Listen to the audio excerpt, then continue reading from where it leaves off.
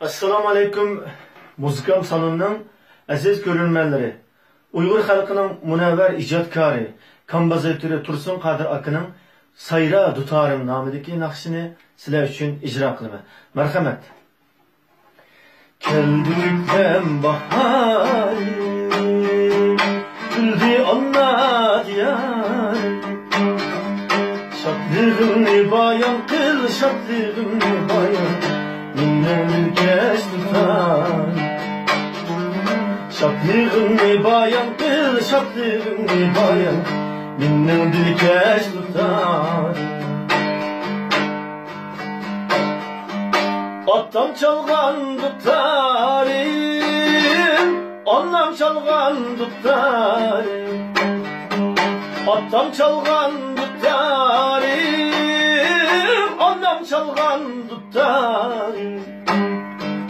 Ecdatladım teverrük, ecdatladım teverrük, bana kalgan tutar. Ecdatladım teverrük, ecdatladım teverrük, bana kalgan tutar.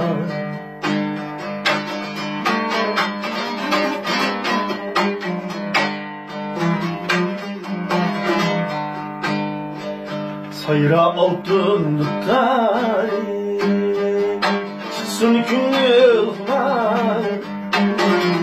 Sayra altın tutar, çıksın gönül var. Sana tenkeş evazım, sana tenkeş evazım, cananlaydı her daim. Sana tenkeş evazım, sana tenkeş evazım, caranlaydı her daim.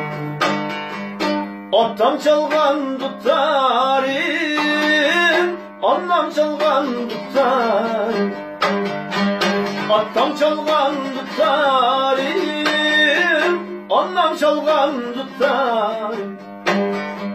Ecdatladım teverrük, ecdatladım teverrük, bana kalgan tutar. Ecdatladım teverrük, ecdatladım teverrük, bana kalgan tutar. Verdi ilham zamanı, açtı kudret dermanı. Elbehtini gülmek, elbehtini gülmek, minnem arzı arman. Elbehtini gülmek, elbehtini gülmek, minnem arzı arman. Attam çalgan tutarım, ondan çalgan tutarım. Attam çalgan tutarım, ondan çalgan tutarım. Ecdatladım teverrük, ecdatladım teverrük, bana kalgan tutar. Ecdatladım teverrük, ecdatladım teverrük, bana kalgan tutar.